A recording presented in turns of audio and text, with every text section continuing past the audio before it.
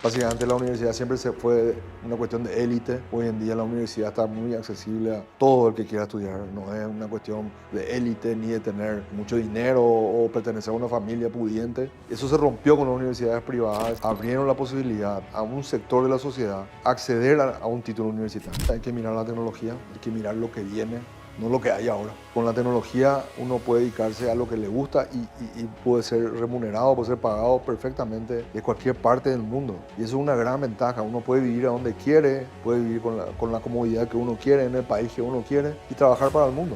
Y esa es una oportunidad que se tiene en este siglo y eso yo creo que los jóvenes tienen que saber aprovechar. Bienvenidos a Profesionales en Acción, donde tengo el inmenso privilegio de sentarme con emprendedores, creadores, autores y otras personas inspiradoras.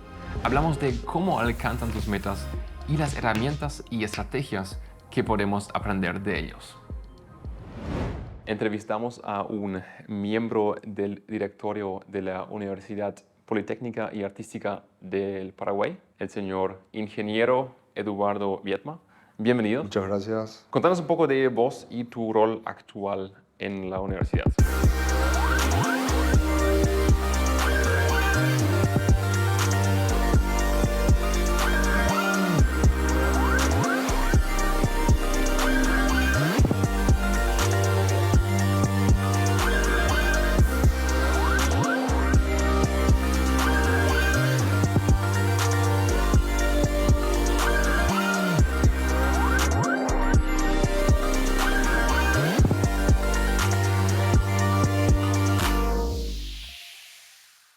Actualmente estoy como vicepresidente del directorio de la UPAP. Básicamente lo que hago es estar en todas las cuestiones administrativas y financieras y básicamente en los nuevos proyectos también de la universidad. Eso implica manejar un equipo de personas, de casi 50 personas que están a mi cargo, ¿verdad? En forma directa. Y bueno, básicamente somos los encargados de mantener a flote a la universidad y desarrollar los nuevos proyectos que son muy importantes, principalmente con lo que tenga que ver con la acreditación de carreras, que es lo más, hoy en día es lo que más demanda recursos económicos y financieros para poder estar a la vanguardia en todo lo que sea credenciales que puedan justificar la calidad educativa. Antes de avanzar, la siguiente pregunta, la pregunta que siempre hago es, ¿cómo es un día común para vos? Ah, ¿Qué haces a la mañana, al mediodía, a la tarde? ¿Qué es lo que exactamente haces? Llego normalmente acá entre las 8:30 de la mañana.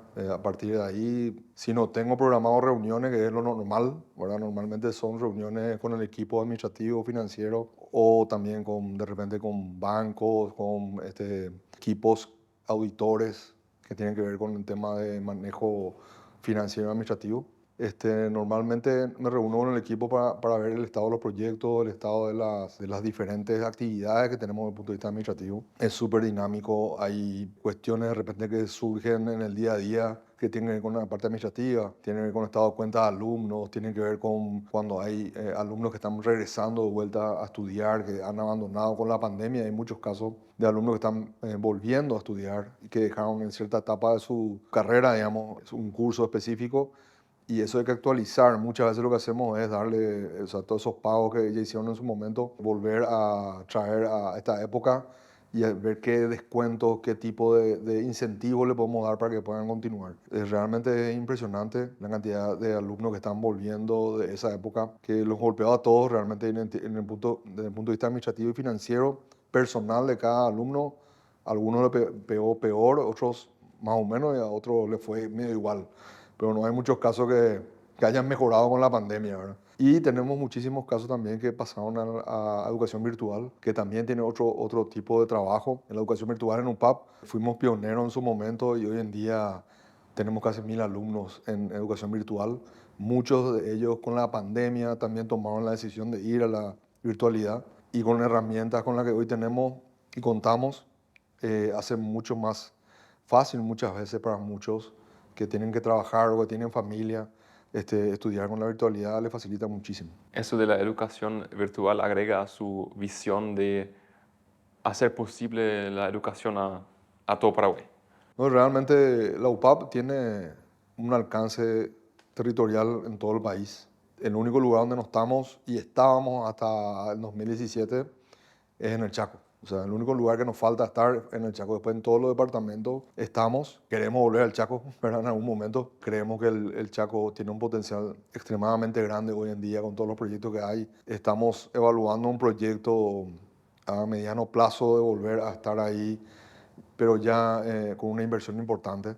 Pero en todos los departamentos del Paraguay estamos ofreciendo prácticamente todas las carreras. Somos la única universidad que tenemos 5 facultades de medicina en 5 ciudades diferentes, en San Lorenzo, en Encarnación, en Concepción, Pedro Juan y Ciudad del Este. Tenemos acreditadas 3 carreras, las 3 carreras de medicina más grandes, en Pedro Juan, en San Lorenzo y en Ciudad del Este están en vía de acreditación Encarnación y Concepción, lo cual da una señal de que la universidad está apostando por la calidad, está apostando por estas credenciales, como dijo al principio, que hagan confiar, ¿no?, al alumno que está optando por la mejor universidad. Contame, ¿cómo describirías tu trayectoria profesional antes de asumir un rol de liderazgo en la universidad?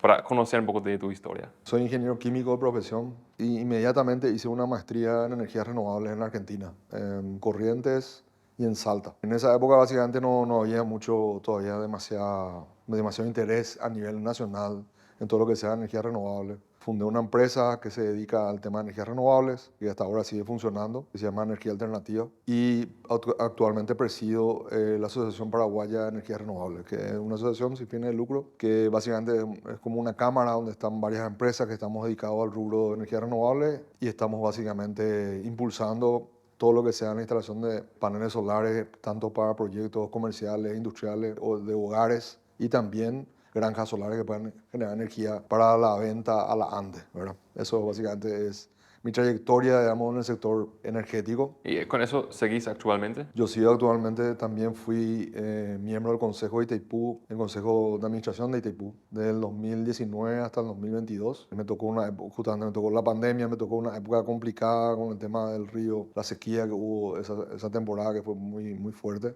Seguís con esto y adicional sos parte del directorio de la universidad. Así es, y esa es mi trayectoria, digamos, desde el punto de vista profesional. Con la universidad estoy ligado a la universidad prácticamente desde su fundación, que fue en 1996, pero evidentemente yo estaba en la facultad y no tenía mucho tiempo. Cuando terminé la facultad sí ya integré, digamos, la universidad con mis actividades particulares o profesionales. Y siempre busqué alguna actividad que me dé el tiempo suficiente para ambas cosas, ¿verdad? El tema de la universidad, en el año que yo me recibí de la facultad, básicamente no era todavía una universidad muy grande, no es lo que es hoy, ¿verdad? Era una universidad que estaba empezando, estaba dando los primeros pasos, teníamos algunas sedes en el interior, no todas las que hoy tenemos. Y justamente me tocó la época que empezó a crecer la universidad, que fue del año 2000 hasta el año 2015 aproximadamente, donde alcanzó la envergadura que hoy tiene, ¿verdad? Yo fui secretario general del año 2004 aproximadamente hasta el año 2012. Luego ya fui vicepresidente. Fui presidente de la universidad también en el periodo de la pandemia del año 2021 hasta el 2023. Y básicamente esa es mi trayectoria en la UPAP, ¿verdad? Yo lo que hago es conciliar ambas actividades, porque realmente la pasión que tengo es por el sector energético. A mí me interesa muchísimo desarrollar todo lo que sea la parte de energía renovable. Estoy involucrado en eso, en muchos proyectos, en la ley de energía renovable que se desarrolló en Paraguay. Tengo ahí una pregunta personal que me interesa mucho. Tenés 2 proyectos bastante grandes y bastante importantes. ¿Cómo haces para dedicarle suficiente tiempo a cada uno? Yo, por ejemplo, también tengo varios proyectos. Siento de repente que no... Te falta el tiempo. le falta el tiempo para darle el suficiente jugo para un proyecto. Tengo un poco más años que vos. Y descubrí que realmente para que no te falte el tiempo, la única manera es tener las personas adecuadas, colaboradores adecuados. Yo creo que creo que el secreto es lo que más cuesta muchas veces, conseguir personas que realmente se interesen por una parte de tus proyectos. Que ellos se interesen también por... También. Y que tengan ese nivel de compromiso que de repente vos tenés que tratar de llevar adelante, y como vos decís, tenés que repartir tu tiempo en varias cosas y tenés que darle a todo la misma importancia, porque si no, el colaborador que está contigo también se reclama, ¿verdad? Entonces, pero está bien que reclame, porque eso hace que también uno se dé cuenta que hay que darle importancia a eso. Así que básicamente, gracias a Dios, a mí yo puedo estar orgulloso de los colaboradores que tengo, desde la universidad hasta las empresas y proyectos particulares que tengo. Realmente son personas comprometidas que están 100% conmigo. ¿Cómo describirías tu infancia siendo hijo de los fundadores de una universidad que ha revolucionado el mundo educativo? Mi infancia fue muy feliz. Realmente me pasaba por la calle jugando con mis amigos. Gracias a esa infancia y gracias a los momentos vividos con mis padres, básicamente formé mi carácter y formé no solamente mi carácter, sino la forma de trabajo. O sea, yo siempre vi el sacrificio que ellos llevaron adelante todo. O sea, cómo ellos realmente vivían su trabajo en un 100% y con todo eso llevaban una familia. Dedicarle tiempo a 6 hijos y aparte eso tener un emprendimiento como una universidad es complicado. Realmente yo valoro muchísimo lo que ellos, el tiempo que ellos le dedicaban tanto a nosotros como hijos, dedicarnos a enseñarnos, o qué sé yo. Papá, por ejemplo, me enseñaba, a pesar que mi letra sigue siendo pésima, ¿verdad? Papá tiene una letra mejor que un libro, o sea, es perfecta. Y me enseñó muchísimo tiempo eso, pero no hubo caso, ¿verdad? No aprendí. Mamá sí tenía un carácter más fuerte en el sentido de que era más exigente con ciertas cuestiones en la casa, ese tipo de cosas que son normales cuando uno es chico, digamos, que no quiere ordenar su pieza, ese tipo de cosas, ¿verdad? Pero básicamente, como te dije, formó mi carácter, formó mi forma de encarar la vida y encarar los desafíos. Yo siempre vi que ellos no le tenían miedo a nada. Y eso es algo que creo que todos mis hermanos tenemos como rasgo. Todos los desafíos son bienvenidos y no le tenemos mucho miedo a los desafíos, ni tampoco tenemos miedo de encarar los proyectos y tratar de llevarlos adelante, ya sea esperando el éxito o el fracaso, porque eso también lo vivimos, ¿verdad? En familia vivimos muchos éxitos, pero también hubo fracasos, ¿verdad? Hubo fracasos, hubo cuestiones que no funcionaron y lo mismo, ellos se levantaban y volvían a intentar. Y esas son cuestiones que se te quedan grabadas, ¿verdad? Y no por cuestiones que te hayan dicho, sino porque lo has visto. La universidad, por ejemplo, cuando empezó el proyecto entre mis padres, empezó realmente en el año 93 el proyecto. Nosotros, mis padres tenían un instituto de educación superior que era SAP, se llamaba Instituto Superior de Artes Plásticas, que básicamente enseñaba todo lo que sea diseño, pintura, dibujo y una serie de carreras más que tenían a nivel técnico. Y lógicamente en esa época, en los 90, digamos, las universidades privadas eran todavía muy mal vistas. O sea, desde el punto de vista de la sociedad, en esas condiciones, sabiendo todo eso en contra, mis padres presentaron el proyecto al Congreso para la aprobación por ley del proyecto de la UPAP. Para los que no saben, incluyéndome, ¿por qué no estaban bien vistas? Y básicamente hasta hoy, ¿verdad? Las universidades privadas tienen ciertos cuestionamientos desde el punto de vista de la opinión pública, principalmente porque, bueno, hablan mucho de que la calidad no es la misma que dan en universidades más antiguas, ese tipo de cosas. Pero tiene que ver más que nada por los usos y costumbres que tenemos en Paraguay, ¿verdad?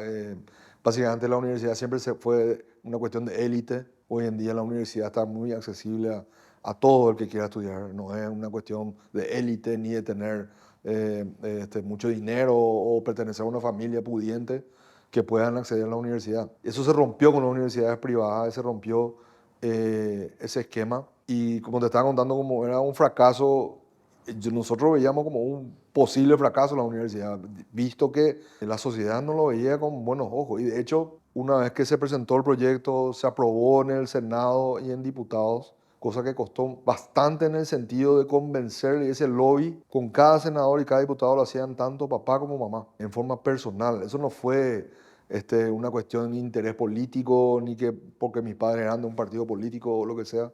Al contrario, ¿verdad? Porque eran reconocidos como del sector, digamos, arte.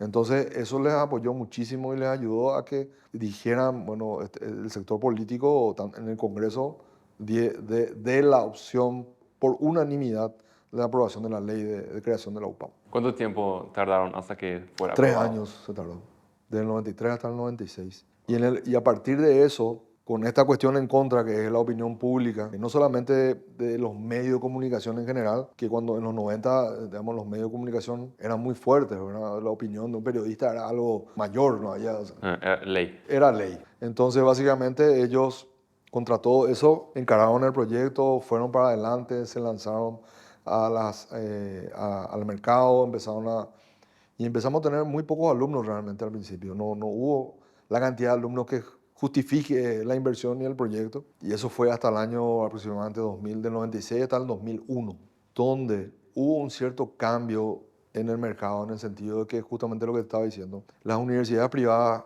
abrieron la posibilidad a un sector de la sociedad que acceder a un título universitario, lo cual empezó a cambiar el juego y empezó a ser una opción para el estudiante de colegios, ya sea del Estado o colegios, digamos, subvencionados, o gente del interior que no tenía opción de venir a la capital para estudiar una carrera universitaria. Y todo eso fue abriendo el mercado hasta lo que hoy estamos. Hoy estamos en Paraguay con 57 universidades, de las cuales 43 son privadas y el resto son públicas. La oferta educativa es muy grande en Paraguay. Y eso hace que hoy el alumno básicamente elija la mejor institución, ¿verdad? Tenga unos parámetros ya para elegir, que como te estaba diciendo, el tema de la acreditación es un parámetro, el tema de tener sucursales es un parámetro, los laboratorios, el equipamiento, los docentes, el trato, todo hoy es un parámetro para poder elegir una carrera, cosa que antes no existía, ¿verdad? Entonces nosotros fuimos parte de todo ese cambio y yo creo que la UPA fue también uno de los promotores de ese cambio. Habías mencionado que de tus padres aprendiste de no tener miedo, pero también creo que un gran aprendizaje es la paciencia, porque 1993 Sí, empezaron a pedir ese permiso, ¿verdad? así es, Y en 2001 recién empezó a tener éxito. exacto. Son 8 años de no ver resultado de un proyecto que capaz falle. Eso no es fácil tampoco. No es fácil y como te digo, no solamente por el proyecto en sí, sino por la opinión de mucha gente alrededor, de mucha gente del público en general. Muchas voces. O sea, cuando todos te dicen, no, esto va a fracasar, esto Ajá. no va a funcionar, esto no funciona, o esto no puede andar. Yo veía que mis padres, al contrario, le alentaba más a seguir para adelante, ¿verdad? Son bastante Hay gente que, testarudos, digamos, en hay eso. gente que usa eso como que le da más fuerza aún. Exacto, le da como una motivación extra. Y nosotros medio salimos casi muy parecidos en ese sentido. Estamos, casi todos mis hermanos están en proyectos individuales y tienen esa característica de nuestros padres. ¿Qué significa para vos llevar adelante el legado de tus padres en la universidad? Bueno, para empezar, es algo muy importante, es algo que tiene una impronta dentro de la educación nacional. Hoy en día, la UPAP y principalmente mis padres tienen un peso específico muy importante en el sector educativo y en el sector artístico. Papá es un gran referente en el sector artístico, tiene hoy un proyecto muy grande de museo que está desarrollando en San Ignacio, Misiones, Museo Jesuítico Guaraní. Él básicamente vive allá, está haciendo ese museo ya hace 3 años. Esperemos que el año que viene se inaugure. Museo Viedma, ¿verdad? Museo Jesuítico Viedma, pero MUBA es digamos, sus siglas, pero básicamente es un museo que tiene que ver con la historia jesuítica y los guaraníes, o sea, cómo los jesuitas influyeron en los guaraníes, digamos, en la conquista española, con todo el tema de la evangelización y, digamos, cómo convivían los guaraníes con los jesuitas en las misiones, ¿verdad? Es una visión muy interesante de lo que él cree que pasó y lo que cree cómo fue la convivencia, ¿verdad? Él le da mucha importancia porque básicamente de esa convivencia entre los jesuitas y los guaraníes es lo que el Paraguay hoy es, ¿verdad? Básicamente es una consecuencia de eso. En el rubro educativo, mi madre es un referente muy importante. Hoy en día, básicamente, forma parte de varios gremios del sector educativo. Es una persona en la cual senadores y diputados, inclusive ministros, consultan con ella temas educativos y temas que tengan que ver con acreditación, que tengan que ver con calidad. Y realmente es un referente muy importante en nuestro país y también internacionalmente, ¿verdad? Hoy en día ella da charlas fuera del Paraguay, en Centroamérica, en Perú, en Chile, en Argentina. O sea, es una persona reconocida en el sector educativo, no solamente por lo que hizo, que fue fundar una universidad, sino que también por la labor constante que tiene en el sector educativo. Básicamente es su gran pasión la educación, realmente. Contame un poco más de eso, de cómo inició tu madre la universidad. ¿Cómo llegó a la idea y qué es lo que ella específicamente quiso hacer diferente? Y la idea no sé cómo llegó, porque ella fue la que hizo, ¿verdad? Estimo yo que fue por la situación que hubo de libertad en ese momento. En el 89 fue el golpe de Estado en Paraguay. Nos libramos de una dictadura de 35 años, ¿verdad? En la cual yo básicamente era niño, pero mis padres sí la vivieron en carne propia y vieron esa libertad que hubo para todos los sectores en general. Y bueno, esa libertad dio unas nuevas oportunidades y mi madre supo aprovechar esa oportunidad y vio una gran oportunidad en el sector educativo, que era donde estaban, nomás luego, y lo que vio es cómo hacer el paso siguiente, o sea, de pasar a un instituto superior de educación a una universidad. Vio esa oportunidad y la concretó, ¿verdad? Yo creo que tuvo la visión que tuvieron otros también de su época de poder arriesgarse a eso. Arriesgarse porque no sabía el resultado y lo otro es, como te había dicho, la opinión pública en general no estaba muy a favor. Entonces fue una decisión, estrategia muy interesante, muy importante, que fue un antes y un después, ¿verdad? Y eso permite que hoy seamos una de las universidades más grandes del Paraguay. Hablando nuevamente de vos, ¿cuáles son los principales desafíos que has enfrentado al asumir un rol de liderazgo en la institución? Tus personales desafíos. Yo estuve prácticamente desde el principio de la universidad. Los desafíos fueron cambiando dependiendo de la época. Al principio fue organizar toda la parte administrativa, cómo llevarse del interior, cómo manejar sedes que no quedaban tan cerca de Asunción. Luego fueron cuestiones ya que tengan que ver con la implementación de las mallas curriculares, contratación docente. Y el desafío más grande en esa primera etapa fue la informatización de toda la universidad. O sea, tener un sistema, desarrollar un sistema que pueda manejar tanto el sector académico como el sector administrativo de forma eficiente y que permita un control fuerte desde Asunción, desde la central básicamente, de todas las sedes que teníamos en esa época. No eran tantas, ahora son 45. Y eso fue un desafío personal, fue un desafío que lo encaramos desde un grupo de trabajo muy importante. Eso es para asegurar de que la calidad educativa sea igual en las 45 sedes. Claro, no solamente la calidad educativa, o sea, todos los servicios que la universidad presta. El sistema informático hoy en día es el alma de la universidad, controla desde la asistencia a los alumnos, asistencia a empleados, docentes, el desarrollo académico, los exámenes, la entrega de trabajos prácticos, las cuotas, el estado de cuenta de los alumnos, el estado académico de los alumnos. Básicamente es el control total, ¿verdad? Hoy tenemos un sistema realmente muy robusto que lo que hace es justamente facilitar la información, hacer que hoy en día nuestros alumnos accedan a toda su información personal, los docentes accedan a su información de desarrollo de aulas de clases y los empleados también tengan toda la información, tanto de los docentes como de los alumnos, para poder ayudarnos en el día a día, digamos que es bastante desafiante hoy en día con más de 22.000 alumnos en todas las Esos sedes. son muchísimos datos. O sea, la organización que requiere Así esa es. cantidad de datos es inmensa. Realmente inmensa. Nosotros generamos todos los fines de mes alrededor de 40.000 exámenes, generamos cerca de 60.000 notas, tenemos aproximadamente cerca de 1.000 materias que se desarrollan al mismo tiempo. 1000 materias. Exacto. Entonces, tenemos procesos de acreditaciones que son procesos que van en paralelo, que tienen que ver con todo un desarrollo, digamos, del sector de investigación, de orientación, de extensión universitaria, que también hay que hacer a la par. Son varias aristas, está el área deportiva también, que es un área muy importante de la universidad. Son varias aristas que tenemos hoy, digamos, conviviendo al mismo tiempo y que también tenemos que controlar. Tenemos dos hospitales universitarios hoy. Uno está en San Lorenzo y otros están en Ciudad del Este. Los hospitales también están informatizados. O sea, es bastante desafiante cuando uno se pone a analizar todo lo que hay, todo lo que implica, pero gracias al sistema y gracias a la organización que tenemos y como te dije al principio, los colaboradores que tenemos, hace que esto pueda funcionar y bastante bien. Contame un poco más de los hospitales. Yo me fui al de San Lorenzo y San es Lorenzo. muy lindo. ¿Cómo es que la universidad tiene su propio hospital? ¿O por qué tiene uno? Bueno, y básicamente porque tenemos la carrera de medicina. Medicina es una carrera muy demandante, igual que ingeniería, igual que las carreras técnicas. La diferencia que en ingeniería los laboratorios no son abiertos al público, por ejemplo, ¿verdad?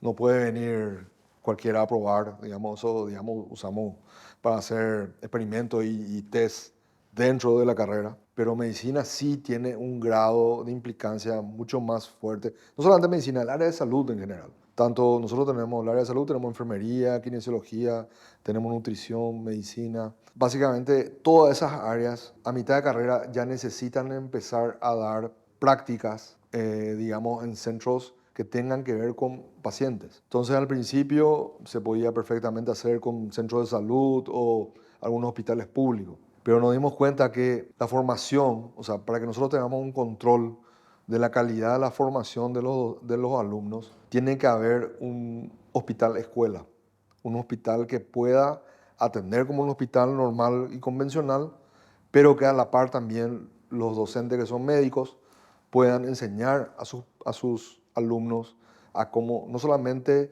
cómo tratar una enfermedad, sino cómo tratar al paciente, cómo tratar las dolencias, cómo administrar el trato que es humano, ¿verdad? Que creo que es lo más importante, y muchas veces eso en un aula no se puede aprender, tiene que ser en vivo, tiene que ser Práctico. con práctico y con el paciente, ¿verdad?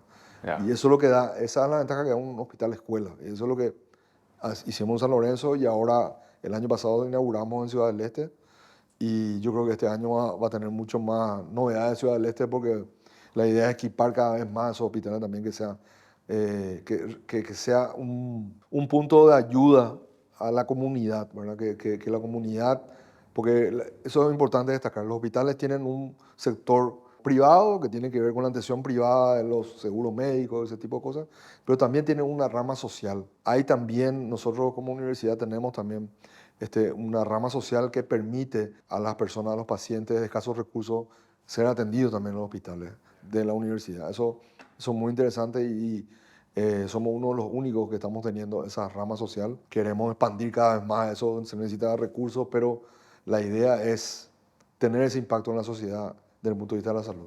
Qué lindo, qué lindo. ¿El de Ciudad del Este ya está abierto? Está abierto, está funcionando ahora lo que sea consultorios, no todavía internación, pero yo creo que este año estaremos habilitando ya la internación. Yo me acuerdo, me fui el año pasado, me fui a visitar. Solamente pude ver desde afuera una construcción, Sí. pero qué gusto que ya esté abierto ahora. ¿Cuál es tu visión para el futuro de la universidad? ¿Y cómo planeas innovar manteniendo la esencia de lo que tus padres comenzaron? Trabajamos en familia. Entonces, la visión de uno puede ser una, la visión de otro puede ser otra, pero al final y a la postre se consensúa la visión y se consensúa hacia dónde vamos. Perdón, ¿qué significa se consensúa? Consensúa significa que discutimos en el directorio, discutimos con mis hermanos, discutimos también con los fundadores a veces, no tanto con los fundadores, ya más entre hermanos, sobre hacia dónde tiene que ir la universidad. Y todos estamos, eso sí te puedo decir que estamos todos convencidos de que el futuro de la UPAP es la calidad educativa, es la inversión en más equipamiento y principalmente es la innovación en el sector que hoy está haciendo la disrupción, que es el sector básicamente de la tecnología. El impacto que tiene hoy la tecnología, nosotros lo pudimos, de hecho lo vivimos con la educación virtual, ¿verdad? Que antes de la pandemia era vista, digamos, muy mal vista. Hoy en día es la respuesta a prácticamente cualquier tipo de capacitación que uno quiera llevar a cabo. Eso impactó en el sector educativo universitario, en el sector educativo en general, pero en el universitario en particular, y va a seguir impactando porque estas herramientas informáticas tienen la particularidad de que se actualizan y cada vez tienen mayor cantidad de, digamos, prestaciones.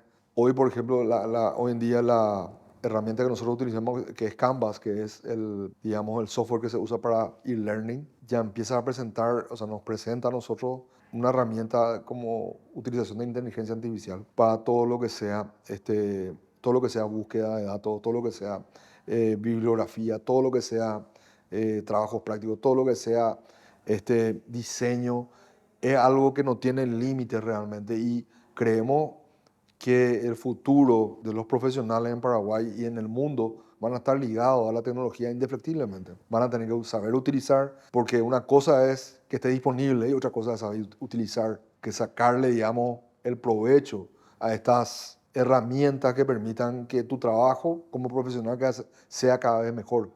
Porque al final es eso lo que buscamos, ¿verdad? Que el proyecto arquitectónico, que el diseño que tengas, que la ingeniería que hagas, que tu escrito legal tenga en cuenta todo lo que hoy se tiene como información, no solamente a nivel local, sino a nivel mundial.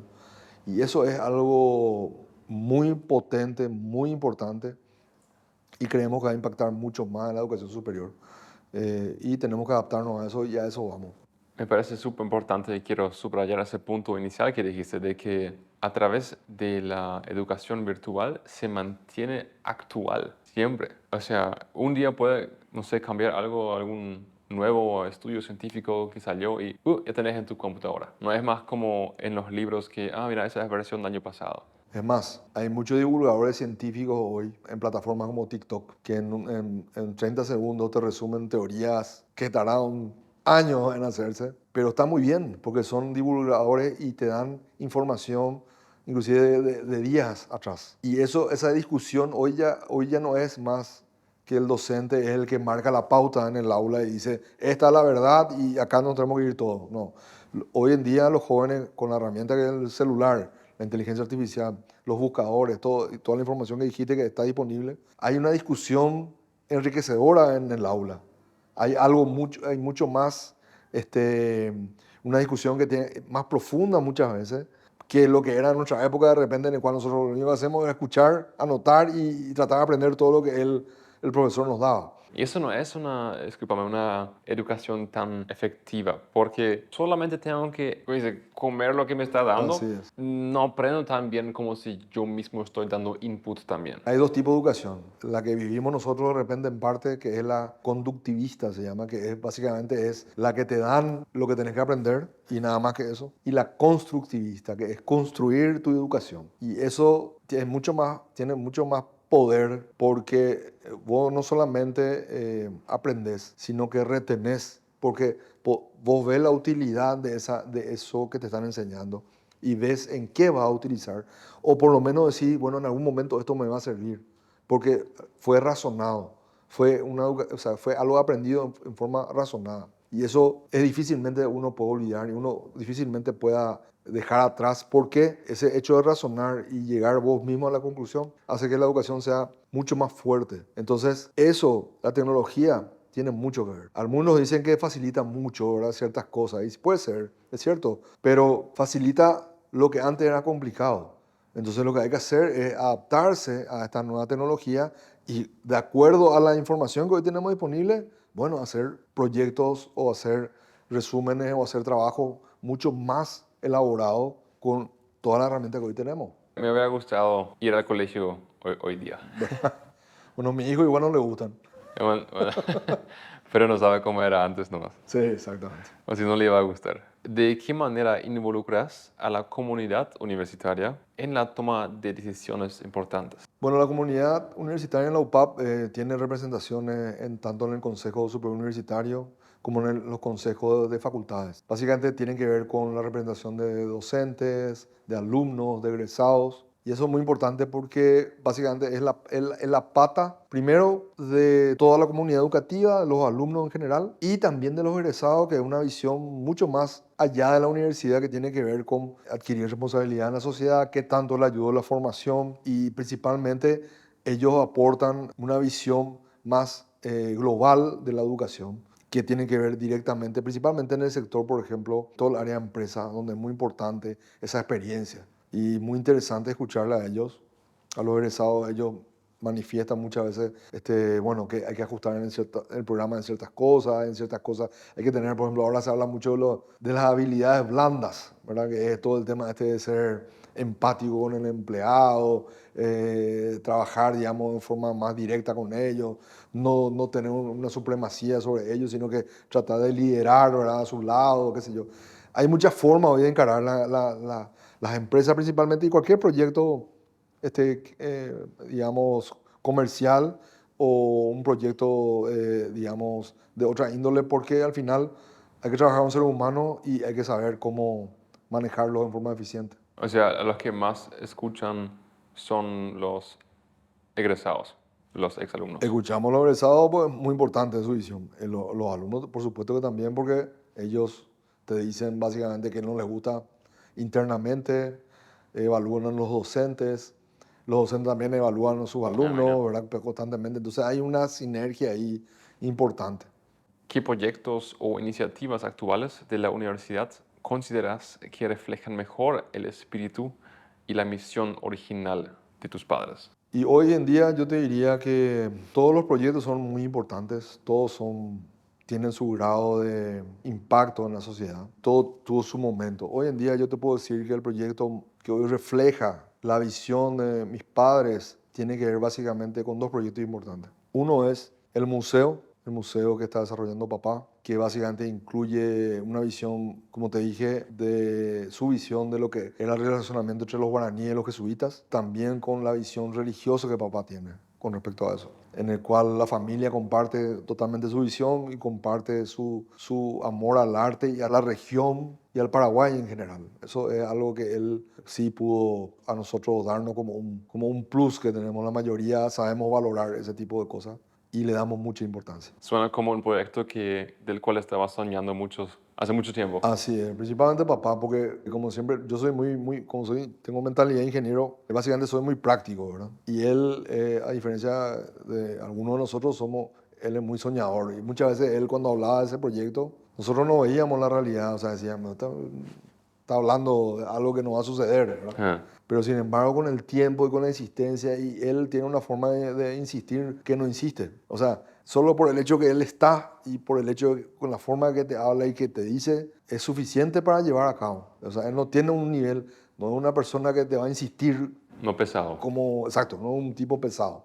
Y con todo eso, nosotros confiamos en su proyecto y hoy es una realidad. Es un proyecto que yo creo que va a ser emblemático para el Paraguay, para Misiones y en particular para la ciudad de San Ignacio. El otro proyecto importante y que tiene que ver con una visión mucho más internacional de la educación que mamá tuvo como visión, poder generar algún tipo de proyecto educativo en el exterior. En este caso nosotros del año 2020 tenemos una universidad en Miami, en Estados Unidos, en la Florida, una universidad 100% online en español que da títulos americanos, básicamente pensando en que dar oportunidades en Estados Unidos, que es el famoso país de las oportunidades, que dicho sea de paso no es un eslogan, es una realidad, a pesar de muchas cosas que dicen que están en contra, hoy en día sigue siendo un país de muchas oportunidades para todos los latinoamericanos en general.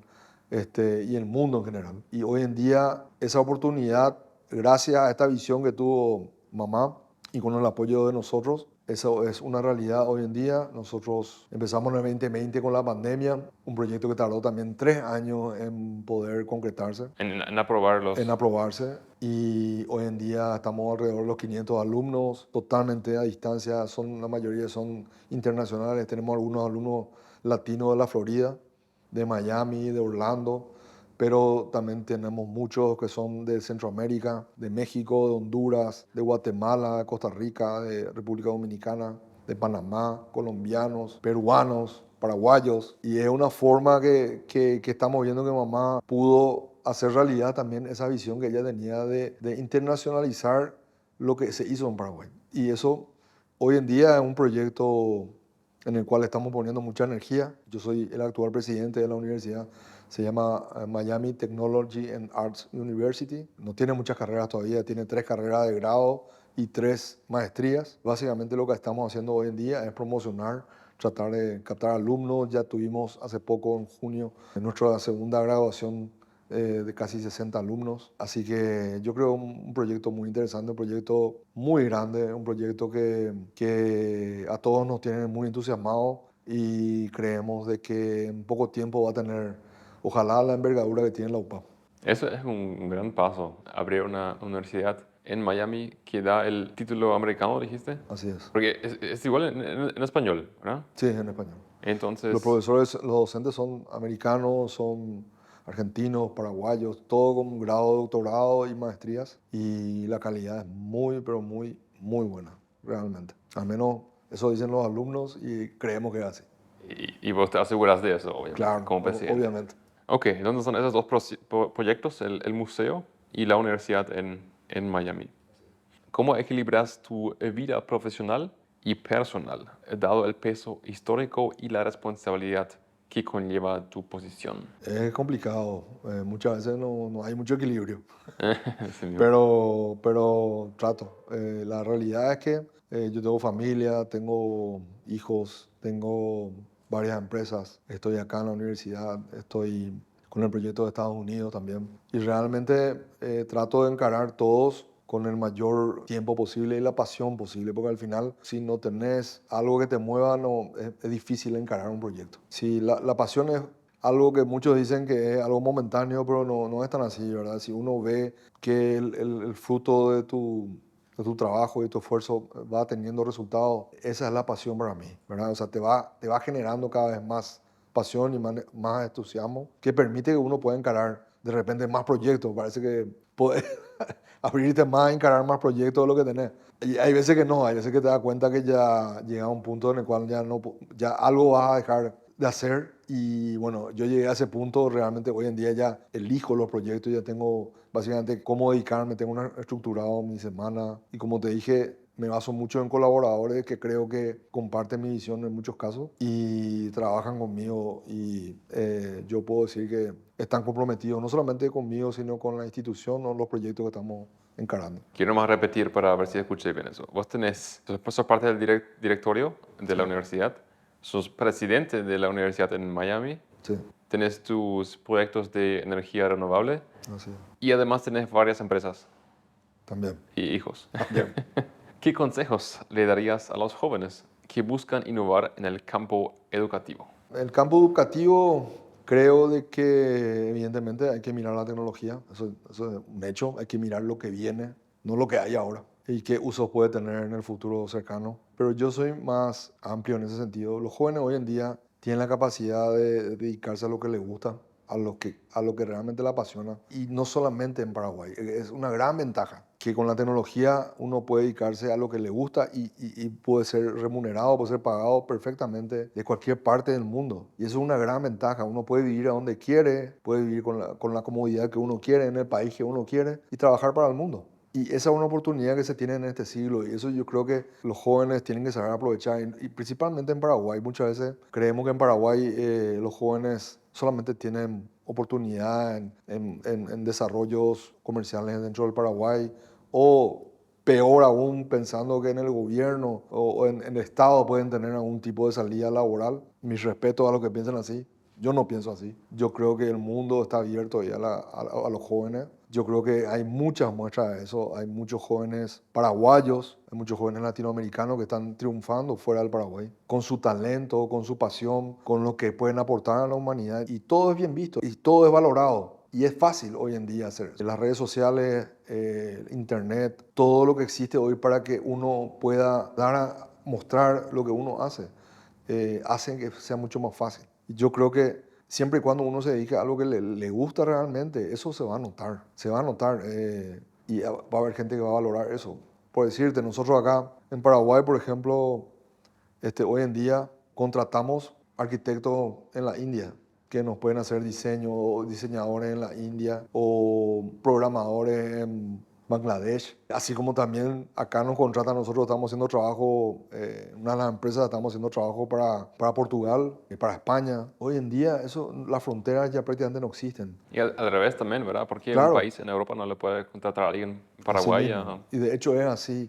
Y de hecho lo que está pasando es muy interesante. Muchos países se destacan por ciertas áreas informáticas. En la India, por ejemplo, todo lo que sea programación. Y todos los países recurren a la India para contratar. En Paraguay hoy en día hay muchos diseñadores, por ejemplo, que están haciendo negocios en el exterior, haciendo diseño en Paraguay y enviando por correo su diseño y siendo pagado por eso. O sea, hoy en día creo yo que el joven tiene la oportunidad de ser un hombre o una mujer de mundo. Yo digo siempre que es tan importante que la gente salga, viaje, vean otros países, abran su mente, porque ahí se van a dar cuenta que al final vivimos en el mundo. A mí la gente me pregunta si yo me veo alemán o si me veo paraguayo.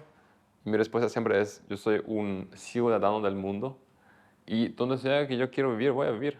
Aunque yo te veo alemán. ¿Me ves alemán? No, pero en serio, o sea, yo creo que hoy en día no hay esa barrera, ya no existen. Uno vive donde quiere y hace, puede desarrollar el proyecto que quiera, a donde le parezca mejor. Y es más, si de repente no va bien, ¿verdad? Uno puede mudarse a otro lugar. O sea, hoy eso está perfectamente abierto. En Europa es un hecho. Los países prácticamente no hay ningún tipo de frontera. Y a eso vamos a atender todo, ¿verdad? Solamente que evidentemente hay que seguir cuidando las tradiciones, hay que seguir valorando el arte de cada país y las cuestiones que tienen que ver con la tradición de un país para no perder la identidad. Pero eso no significa que vos no puedas trabajar con el mundo. Al contrario. Última pregunta para vos.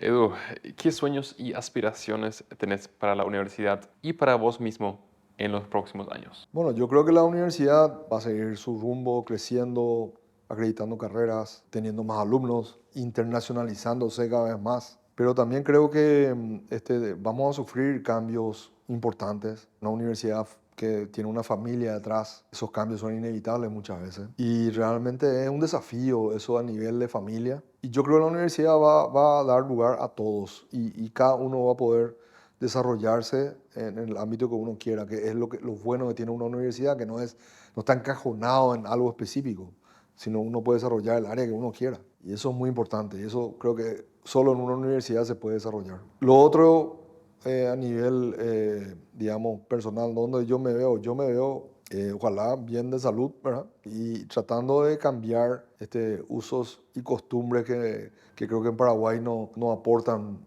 mucho, ¿verdad? Y creo que tenemos una oportunidad muy grande en nuestro país de ser un país que sea ejemplo a nivel principalmente sudamericano en cuestión de educación, en cuestión de tecnología, de energía, de desarrollo, ¿verdad? Principalmente. Y eso depende de decisiones, muchas veces tiene que ver con la política, con el gobierno, que mientras pueda, digamos, hablar y pueda decir mi pensamiento y que creo que no están tan alejados de la realidad, voy a seguir haciéndolo y tratar de influir, digamos, en los tomadores de decisión para que puedan tomar cada vez mejores decisiones, porque nuestro país se lo merece, ¿verdad? Básicamente querés agregar 20 proyectos más a tu lista.